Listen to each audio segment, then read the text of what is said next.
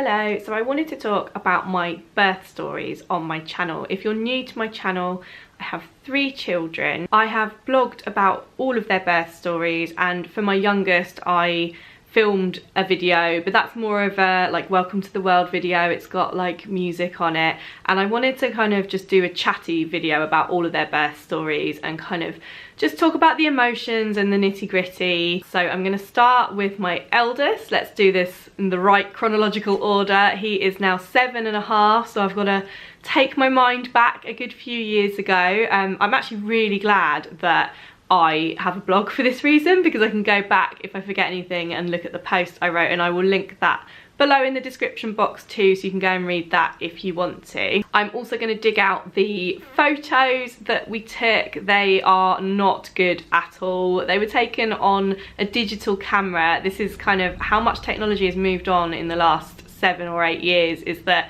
phone cameras were just not up to the job back then. I'm not looking my best. Sam's not looking his best for reasons you'll find out in a minute. I'm going to explain. But yeah, I will put those pictures towards the end of the video. It was a vaginal delivery in a hospital in London. It was a good labour. I managed the pain well. Nothing went wrong. It all progressed straightforwardly. So if you're currently pregnant and you're looking for positive birth stories, this would be a good one for you to watch. Okay, so let's go back 7.5 years.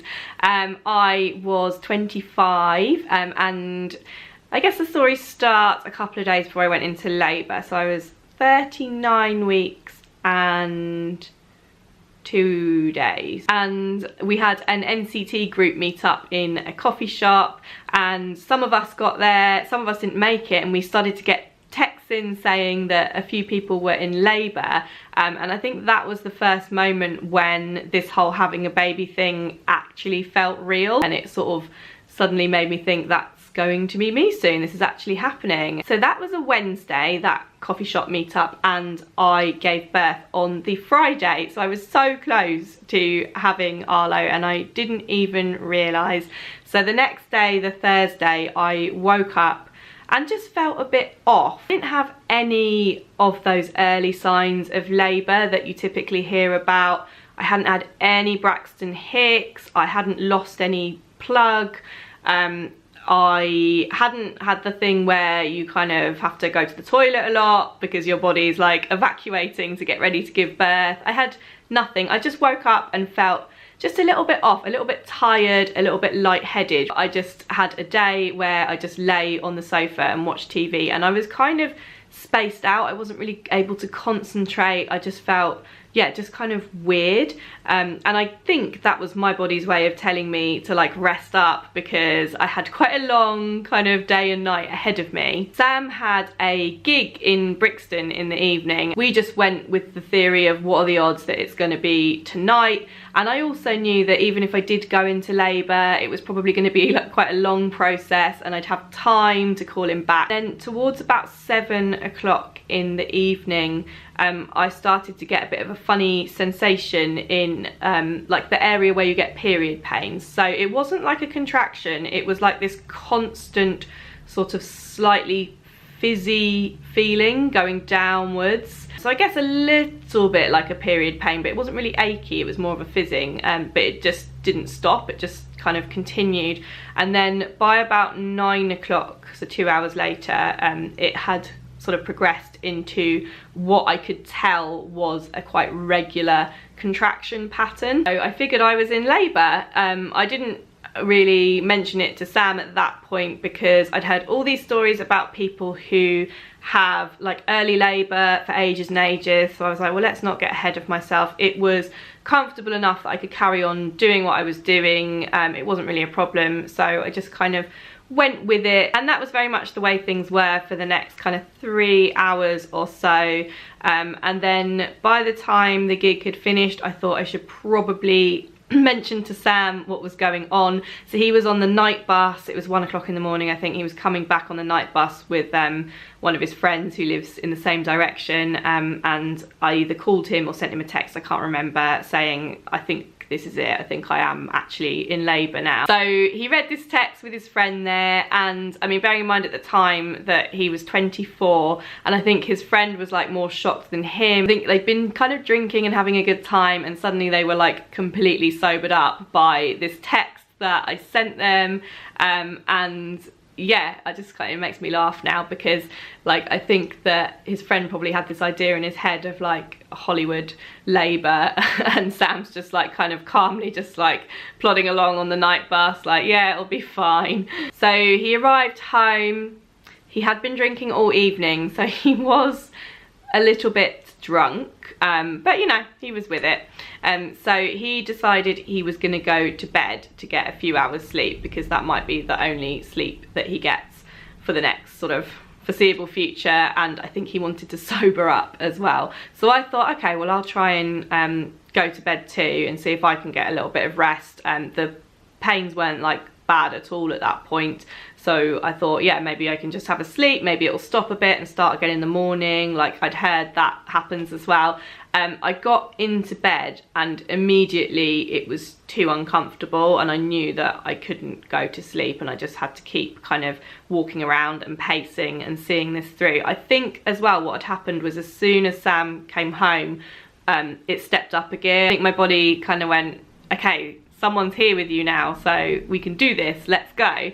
And I went back downstairs and I started timing my contractions with the app on my phone, and I realised that I was now in considerable pain, that it made me stop when I had a contraction, and I'd have to sort of like kneel down into it, and it took all of my concentration at that point. I think I gave Sam like an hour or so, and then I went up and I said, contractions are pretty regular. They were like the minutes apart that they're meant to be. I can't remember what it is. And it didn't seem like this was gonna stop. So I was like, okay, I think, you know, this is it now. You need to get up. I need some help. We need to call the hospital and find out what they're saying. So we called the hospital and they weren't particularly busy, I think. So they said to come in. Sam didn't drive at that point, so we always knew that we'd have to get a taxi into the hospital anyway. And I remember I put my TENS machine on to try and distract from like having to sit still for that journey, and it was about, I think, a half an hour journey, so quite a few contractions happened during that time. And I just remember just trying to get through it without like making a scene in the taxi. So I was quite calm and quiet, but inside I was like, oh, this is not ideal. So when we got to the hospital, I kind of had no idea what the process is from here, because you kind of just walk into the triage bit. You don't immediately get shown to a room because you're in labour or anything. There's like a process where you have to wait around a bit. They have to assess you and see how far along you are, whether you're going to go home again or not and come back later, or whether you're far enough along that you can go to a labour room.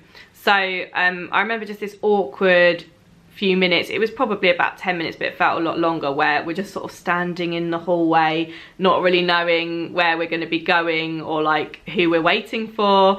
And meanwhile I'm still contracting, and you know, it's taking a lot of my concentration. It's just a little bit of an awkward thing to be doing in the hallway, but you just kind of get on with it. We got shown into this little tiny side room that had like a bed, a bit like a doctor's surgery room, I guess, and a midwife examined me, and I just remember thinking, please say that I'm 4 centimeters and I'm established, and that I don't have to go home again, because I didn't want to do the taxi journey again.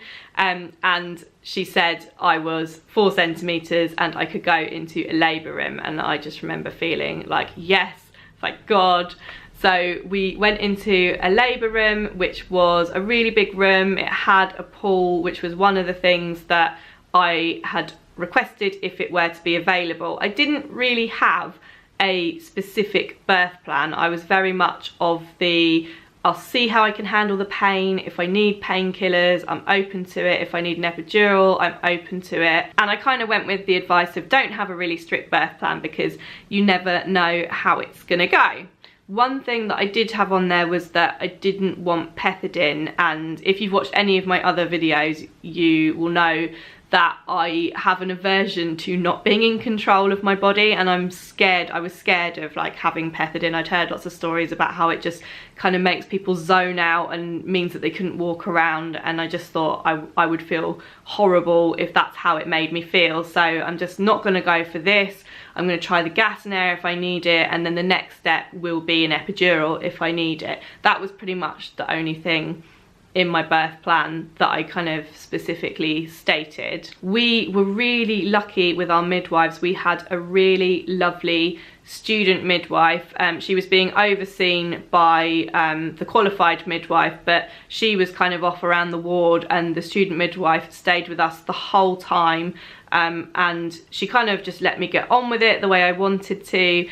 She was very quiet, but she was a very sort of encouraging, positive force at the same time, which is like just the best way that a midwife can be. So we were really, really lucky to have her, and I think that made a big difference to my experience overall. By the time we were shown into our labour room, it was, I think, around 4:30 or 5 AM in the morning. So for the next few hours I just concentrated on trying to be as active as possible to encourage my labour to progress as well as it could. So I did a lot of pacing, a lot of walking around, a lot of squatting, a lot of kneeling, birth balls, all of that. At some point I decided I needed the gas and air, or I wanted to try it. And luckily I had this like unit that you could walk around with. It was like a little trolley that you just pulled along with you, and it had the cylinder on it and the mask. So that meant that I didn't have to stay in one place, so I could still walk all around the room. I spent a lot of time going back and forth to the toilet. I think it was just that I could feel a lot of pressure down there, and it felt quite comfortable to sit on the toilet. I didn't really need to do anything on there, but it was just nice to kind of sit there. It felt like a natural position, I guess, to be in. This stage of labour lasted around 8 or 9 hours. So from the moment that we went into the room until kind of things progressed and my waters broke and I started pushing, this whole phase of active labour was around 8 or 9 hours, which honestly, it was a slog. The pain was completely manageable. It hurt, it was uncomfortable, but it never got worse. In fact, it was actually between 4 centimetres and probably about 7, 8 that was the worst bit, and then 8 to 10 wasn't that bad. So for me, getting through that middle stage was like my main aim. I was just like, I just need to get through this. And I was just trying to motivate myself as much as possible just to keep going with it. I knew that I had the option of the epidural if I got tired, but to be honest, the pain was manageable. So I knew that I wasn't at the point where I wanted to sort of explore those options yet. I was just like, let's just keep going, let's see how it goes. As I progressed, I did get noticed. The thing with labour, especially my first, which was my longest labour, is it is a marathon, and you're just on this roller coaster. You can't stop, and you get tired, but you can't stop. And I did find that hard. That was more than the pain, the kind of relentlessness of just knowing that I had a long time to go. That was the thing that I found the hardest, I think. And there were times when I just felt really tired, and I had to really kind of motivate myself to keep going. This massive bottle of iced water, we'd put like one of those big like 2 or whatever litre bottles of water in the freezer at home, and we took that out with us. So the whole thing was just a big ice block which like slowly melted, and I could drink from it, and it lasted throughout the whole 17 hours of my labour. And when I drank it all, we just filled it up at the tap, and it still had this big ice block in the middle, so the water stayed cold. It was so hot on the labour ward that I was using this bottle on my forehead, on my back, like to drink it as well. And honestly, I think that was the thing that saved me. That having that cold water when I was so hot was the thing that meant that I could keep going more than anything. So that is my top tip for labour. iced water. So I was checked for my progress every 4 hours. I wanted to be checked. I wanted to have that experience of seeing how far I was progressing. It probably wasn't particularly helpful because every time I got checked and I'd only progressed like 1 centimetre or 2, I would get really disheartened and just be like, oh my god, all this effort and I'm still so far away. And I was thinking, why can't I be like the stories that I've read where people say, oh, I was at 4 and then suddenly I was at 10 and the baby was here. And for me it was just a really long, slow progress. I'm an impatient person, so that's why I felt like that. But what I tell myself now in hindsight is that for my body, it was 100% the best way to be. It just meant that things progressed really steadily and at a really comfortable pace for my body. I have since had a really speedy labour, and if I had to repeat either of those labours, I would go with the long, slow and steady one every time. My body knew what it was doing, and my job was just to be patient and stay motivated. So about 4 o'clock in the afternoon, so this is now about 12 hours since we left for the hospital, my waters broke all of a sudden. It was really kind of forceful and I just wasn't expecting it. I think I'd forgotten that that was something that would happen at some point, because I had a lot of pressure down there because the head was descending. When my waters went, it was like a water balloon bursting and it kind of shot out everywhere, and it was quite surprising. As soon as my waters went, literally the next contraction, I started to get the bearing down, pushing feelings.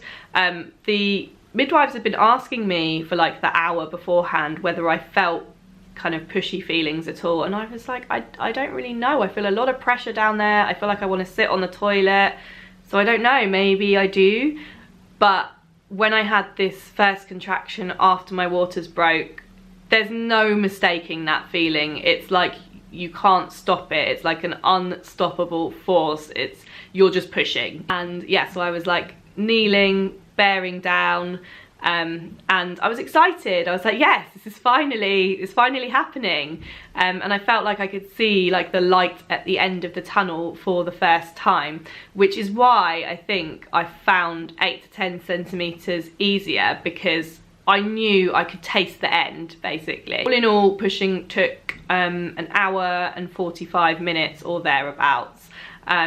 I was on all fours on the bed because I'd heard that being on all fours is the best position, but I mean, I don't think I was progressing much in that position. By that stage I was really quite tired, and I really credit the midwives at this point for recognising this and realising when it got to the point, I think you get 2 hours to push, don't you? So they knew I was close, and they knew that if nothing was happening after 2 hours, there'd have to be more intervention going on. So yeah, I really credit them with kind of just getting me into a position that worked better, and got my baby out. There was actually a midwife changeover at this point. The student midwife decided to stay on because she could see it was going to happen soon, which was really lovely to have her there the whole time. And the main midwife changed over, and I got this quite stern, shouty woman, and all I remember, because I was quite out of it at the time, was just this new voice in the room sort of saying, come on, push, you can do it. She actually, although she was quite stern, she obviously knew exactly what she was doing. She got me off the bed and onto a birthing stool, which really kind of changed things for me, and I could feel him coming down. She was encouraging me to like feel his head and to get a mirror, and I was just kind of completely just disturbed by this idea. I was like, no, God, that's gonna freak me out and take me out of my zone. I kind of didn't want to concentrate on too much on like what was going on down there, and I just wanted to concentrate on what I was feeling that my body wanted to do. So Sam was like holding me up behind me on the stool, and his head crowned. I think I felt the ring of fire. I can't really remember, but yeah, no, I definitely did feel the ring of fire, but it wasn't that bad. It's momentary. It's that one push when the head's coming out, and then it's fine. You don't feel it anymore. And then after his head was out, the next contraction, he just like literally slipped out. I don't think I even really pushed it. Yeah, the head was the hard bit, and then his body just kind of literally just slipped out. And then he was there, and I just remember Sam saying, "Oh my God, Chloe, look, it's a baby," as if like we didn't realise a baby was going to come out. Again, I said it earlier on, but clearly neither me and Sam were quite prepared for this to happen. And he went straight onto my chest, and yeah, it was a lovely moment. The placenta came out pretty quickly. I think I didn't have the injection, it just came out when I stood up, I think, and again, you don't really feel that, you just push slightly and it slips out. So we had skin to skin there for what felt like a really lovely long time. We were just kind of staring at him. I didn't get like an overwhelming sort of love feeling for him, and I have written about this before, that took quite a long time to arrive for me. I think because it was an unplanned pregnancy, and because I was so kind of just focused on looking after this baby, I was focused on my new job role, that I didn't really have the room in my head for just that pure love straight away. It was definitely a slow grower, but that's a totally normal thing to have. What feelings I did have as soon as he came out was just basically, thank God that is over. I just felt immense relief, because towards the end I was kind of at the end of my tether. I think I was like, if this had gone on for another few hours, I don't know, you know, if I would have been able to have the energy to handle it. I felt just great that I'd given birth, just relief, kind of like that feeling of power, like I did it, I actually did it. Disbelief. I just kind of had assumed that it's a first labour, usually you have some sort of intervention, something maybe goes wrong, I don't know, you just hear all these stories, and then here I was just with a very textbook, straightforward vaginal birth and labour, or whatever you call it, and I remember in that moment just, yeah, feeling disbelief that that's the way it had gone, and also just happiness that that's the way it had gone, and happiness that it was over. I did have a little bit of a tear, so I had to have a couple of stitches, but it was nothing major and it all healed all fine. We didn't find out if he was a boy or a girl during my pregnancy, and we kind of forgot to even look. I think it took us probably about 20 minutes before we even thought to ask if he was a boy or a girl. We were just staring at him and kind of in wonder, and then I can't remember if it was me or Sam said to the midwives, is it a boy or a girl? And they said to us, oh, why don't you look? So we lifted up the towel that was over him and saw that he was a boy, that he was Arlo, and that was a really nice moment as well, kind of discovering together. And I will always remember that moment. Oh, I'm getting emotional now. I hadn't realised that you needed to bring your own towel to have like a shower in the shower that's in the actual labour room, and I mean, I was quite messy at this stage. You have all sorts of gunk on and blood over your legs, so I was really in need of a shower. So we called my mum into the hospital. She'd been kind of waiting by the phone nearby, and she wasn't far away, so we called her in to labour ward to give me a towel so I could have a shower. So she met Arlo at that point while he was kind of being dressed and weighed, and yeah, it's just lovely, that bit. I've loved it with all of my children. Just once they're here and you're just relieved it's over, and you get to meet your new baby, put them in their clothes, and you just have this really peaceful time on the labour ward. Everyone kind of leaves you alone, leaves you to it, leaves you to bond, and it's just really lovely. There's no kind of way to explain it until you've been through it yourself, but it is just one of the loveliest things, and it always has like a special place in my memories when I look back. So as promised, here are the photos. I really don't like these photos. I like them because obviously it's the first photos we have as a family, but every time I look at them I just hate the way that I look. I was just haggard. I'd been through 17 hours of labour. Sam also looks haggard and hungover by this point. And then I've got some nice pictures of Arlo like being weighed and kind of just all newborny. I've got some pictures where I'm feeding him, I think. I might have to censor those a little bit. I look at these pictures and I kind of, although I don't like the way that I look very much, I love them because we just look so young and so shell-shocked. And it just kind of takes me right back to that moment where we became a family and we didn't really know what that meant and what was in store. And obviously now Arlo is 7.5 years old. He is such a character. And yeah, it's just really lovely to look back at these moments. So yeah, that is it. That is my it is a positive labour story, I think. Everything went fine. The pain, as I said before, was fine to manage. It is painful. You do need to stay motivated through it. But I never at any point felt like the pain was too much for me. I think there's a saying, your baby knows how to be born.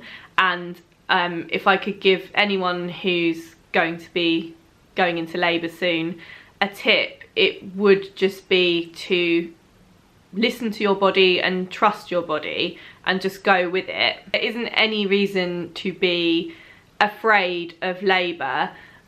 Just roll with it, go with it, and if you do need pain relief, the options are there. Stay as mobile as you can. That does really help. And I personally found that the pain was so much easier to deal with when I was either standing or kneeling, not when I was lying down. I couldn't lie down at all during my labour, which was frustrating because I couldn't rest. If you want to read the full blog post where I go into a lot more detail, because this is 7 years on, there's only certain things that I can remember from Arlo's birth, I have put that in the description box so you can go and have a look at that. The next birth story I'm going to do is my second son Rory, who was a home birth. So if you're interested in seeing a home birth story, I will link to that below as well when it's out. If you like this video, I would love it if you gave it a thumbs up, and I would absolutely love it if you subscribed as well if you're not already. Thank you so much for watching. Bye.